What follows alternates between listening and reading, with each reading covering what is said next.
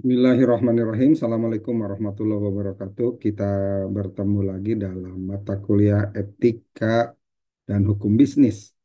Kali ini kita akan membahas tentang hukum perlindungan konsumen. Dalam pembelajaran ini, kita akan membahas hukum perlindungan konsumen di mana di dalamnya kita akan pelajari berbagai permasalahan tentang bagaimana memastikan perlindungan terhadap konsumen, baik dalam pemahaman konsepnya, konsep perlindungan konsumen, maupun mengetahui dasar hukum perlindungan hukum konsumen, disertai dengan bagaimana mengidentifikasi hak dan kewajiban konsumen dan pelaku usaha. Serta kita juga akan bahas tentang mekanisme penyelesaian sengketa konsumen. Eh, Berbicara tentang hukum perlindungan konsumen, beberapa ahli menyebutkan beberapa pemahaman, ya, di antaranya eh, Profesor Dr. Rusuma Atmaja yang menyebutkan bahwa hukum perlindungan konsumen merupakan keseluruhan azas-azas dan kaidah-kaidah yang mengatur hubungan dan masalah penyediaan serta penggunaan produk atau jasa antara penyedia dan penggunanya dalam kehidupan bermasyarakat. Lalu Abdul Hakim Barkatullah menyebutkan bahwa perlindungan konsumen merupakan keseluruhan peraturan perundangan yang mengatur kepentingan konsumen termasuk upaya untuk mencegah kerugian personal dan harta kekayaan. Sementara Zulham menyebutkan bahwa hukum perlindungan konsumen didefinisikan sebagai bagian kasus dari hukum konsumen yang mengatur berbagai syarat-syarat tertentu terkait perilaku kegiatan usaha dan perlindungan kepentingan konsumen. Selanjutnya Wiwi Sriwidiarti ini menyebutkan bahwa perlindungan konsumen adalah upaya hukum untuk menjamin keamanan, kesehatan, dan kenyamanan konsumen dalam mengkonsumsi barang atau jasa. Yang terakhir, PBB mendefinisikan perlindungan konsumen melalui prinsip-prinsip fair and equitable treatment, perlakuan yang adil dan setara, serta transparansi dalam praktek bisnis. Jadi secara umum hukum perlindungan konsumen merupakan rangkaian azas, kaidah, dan regulasi yang bertujuan melindungi konsumen dari kerugian akibat transaksi barang dan jasa dengan menyeimbangkan hubungan antara pelaku usaha dan tentunya konsumen. Adapun dasar hukum perlindungan konsumen di wilayah negara Republik Indonesia, pertama adanya Undang-Undang Nomor 8 Tahun 99 tentang perlindungan konsumen atau UUPK ya, Undang-Undang Perlindungan Konsumen. Lalu juga Undang-Undang Nomor 7 2014 tentang perdagangan, peraturan Badan Pengawas Obat dan Makanan dan Kemenperin ya terkait standar produk dan berbagai putusan pengadilan terkait sengketa konsumen yang merupakan jurisprudensi dalam mensikapi berbagai permasalahan. Selanjutnya, asas-asas perlindungan konsumen harus memenuhi asas manfaat berupa kepentingan konsumen dan pelaku usaha yang harus seimbang. Asas keadilan, di dalamnya tidak ada diskriminasi. Asas keamanan, di mana barang jasa harus aman untuk dikonsumsi atau digunakan. Azas kepastian hukum, di mana perlindungan hukum harus ada kepastian, harus jelas. Selanjutnya, dari azas-azas tersebut dipahami bahwa pemahaman azas manfaat berkaitan dengan keseimbangan kepentingan, di mana di dalamnya ada kepentingan konsumen dan pelaku usaha. Selanjutnya, perlindungan kepentingan konsumen yang menekankan bagaimana pentingnya melindungi kepentingan konsumen untuk mendapatkan barang dan jasa yang aman, berkualitas, dan sesuai dengan apa yang mereka butuhkan. Lalu asas manfaat lainnya terkait dengan kepentingan pelaku usaha, di mana di dalamnya mempertimbangkan kepentingan pelaku usaha yang memiliki hak untuk melakukan bisnis dan tentunya berbicara tentang keuntungan yang adil.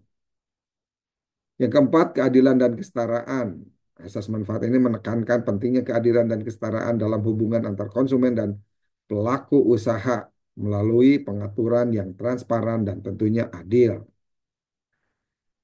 Oke. Selanjutnya, bicara tentang azas manfaat ini juga eh, merupakan rangkaian dari upaya untuk meningkatkan kepercayaan konsumen. Azas manfaat ini ada dampaknya di mana kepercayaan konsumen meningkat terhadap pelaku usaha. Lalu dampak lainnya meningkatnya kualitas barang dan jasa yang tentunya disediakan oleh pelaku usaha.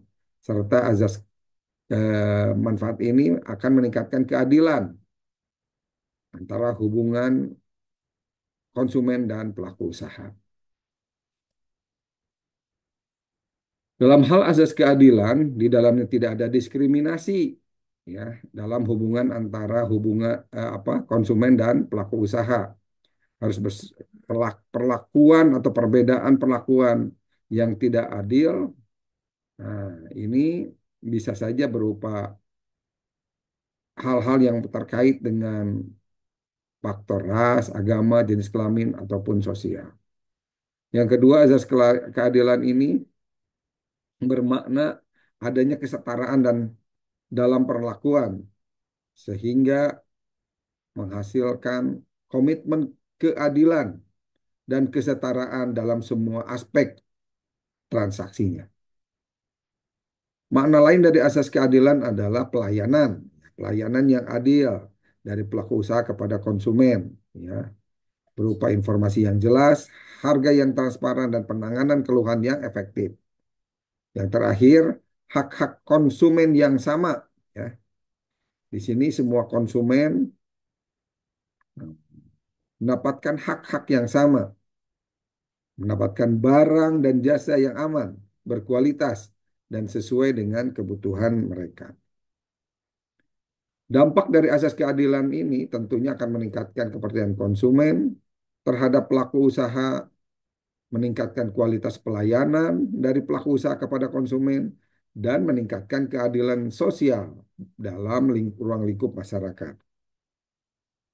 Selanjutnya asas keamanan, ya, yang dipahami bahwa dengan asas keamanan ini barang dan jasa harus aman untuk dikonsumsi atau digunakan.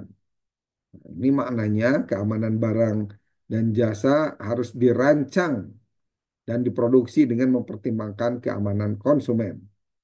Lalu makna lainnya terkait perlindungan konsumen dari berbagai macam mara bahaya ya yang timbul dari penggunaan barang dan jasa itu tersendiri.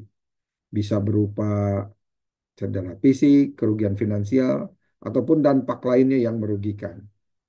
Yang ketiga, asas keamanan ini juga bermakna standar keamanan yang tinggi dalam produksi dan penyediaan barang dan jasa.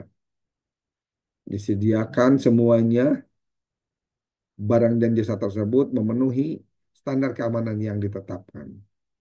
Dan yang keempat, azas keamanan ini bermakna informasi keamanan yang jelas, terbuka, dan transparan. Ya. Sehingga dengan informasi yang cukup tentang keamanan dan barang dan jasa akan melahirkan rasa aman dan ketenangan ya, di sisi konsumen sebagai pengguna barang dan jasa tersebut. Dampak dari azas keamanan tentunya akan meningkatkan kepercayaan konsumen terhadap pelaku usaha, mengurangi resiko cedera, ya, yang mungkin timbul dari penggunaan jasa dan barang dan jasa tersebut dan meningkatkan kualitas hidup ya konsumen dengan memastikan bahwa barang dan jasa tersebut aman dikonsumsi dan tidak membahayakan, aman juga digunakan. Selanjutnya, azas kepastian hukum. Ya, di sini dipahami bahwa azas kepastian hukum ini bermakna adanya kejelasan. Ya. Kejelasan ini eh, terkait dengan bagaimana konsumen merasa ada kepastian dalam menggunakan produk sehingga jika nanti ada hal-hal yang tidak sesuai secara hukum, konsumen memiliki pijakan ya untuk melakukan pengaduan. Lalu peraturan yang jelas dan transparan ini juga akan melindungi konsumen sehingga konsumen dapat memahami hak-hak dan kewajiban mereka. Azas kepastian hukum yang pasti ini juga memberikan kepastian hukum bagi konsumen sehingga konsumen paham tentang hak-hak mereka akan dilindungi dan bagaimana pelaku usaha akan bertanggung jawab jika terjadi pelanggaran. Eh, Selanjutnya, kepastian hukum ini juga bermakna adanya mekanisme penyelesaian sengketa yang jelas. Tentunya bisa juga secara efektif pelaksanaan dari eh, formulasi sengketa ini bisa diselesaikan dengan baik antar kedua belah pihak ya, baik konsumen maupun pelaku usaha. Dampak dari kepastian hukum ini meningkatkan kepercayaan konsumen terhadap pelaku usaha dan sistem hukum, lalu mengurangi ketidakpastian. Ini dapat membantu mengurangi ketidakpastian dan resiko yang dihadapi oleh konsumen dalam melakukan transaksi. Yang terakhir, meningkatkan keadilan. Ya, azas kepastian hukum dapat membantu meningkatkan keadilan dalam hubungan antara konsumen dan pelaku usaha.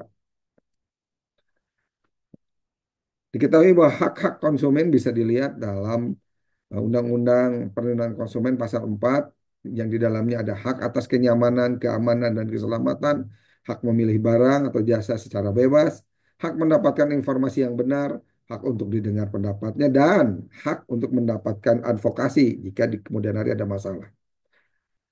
Adapun kewajiban konsumen diatur dalam pasal 4 Undang-Undang Perlindungan Konsumen, yaitu dengan poin utama membaca petunjuk penggunaan produk, kewajiban selanjutnya membayar sesuai kesepakatan, mengikuti prosedur penyelesaian sengketa. Di sisi lain, kewajiban pelaku usaha juga dipahami dari pasal ke-7 Undang-Undang Perlindungan Konsumen dengan kewajiban memberikan informasi yang benar, memenuhi standar mutu yang baik, memberikan kompensasi jika produk cacat, dan tidak memaksa konsumen dalam pemasarannya. Selanjutnya kita lihat bentuk pelanggaran hukum perlindungan konsumen. Ya. Di sini ada praktek monopoli yang akan menimbulkan harga yang tidak wajar.